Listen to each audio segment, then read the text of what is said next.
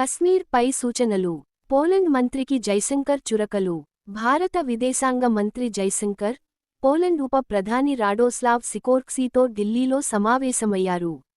ఈ సందర్భంగా, గతేడాది అక్టోబర్లో పాక్ పర్యటనలో జమ్మూ-కశ్మీర్పై సికోర్స్కీ చేసిన సూచనలను జైశంకర్ ప్రస్తావించి, ఉగ్రవాదంపై కఠిన వైఖరి తీసుకోవాలని సూచించారు.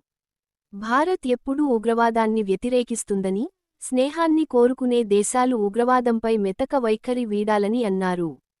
దానిని తగ్గించడానికి చర్యలు తీసుకోవాలే గానీ సరిహద్దుల్లో ఉగ్రవాదానికి ఆజ్యం పోయకూడదని చురకలు అంటించారు. భారత్కు యుఏఈ అధ్యక్షుడు స్వాగతం పలికిన మోదీ. యుఏఈ అధ్యక్షుడు Sheikh Mohammed bin Zayed Al Nahyan భారత పర్యటనకు వచ్చారు.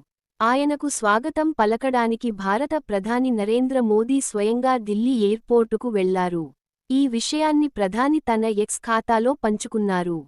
నా సోదరుడు షేక్ మొహమ్మద్ బిన్ జాయద్కు స్వాగతం పలకడానికి ఎయిర్పోర్టుకు వెళ్లాను.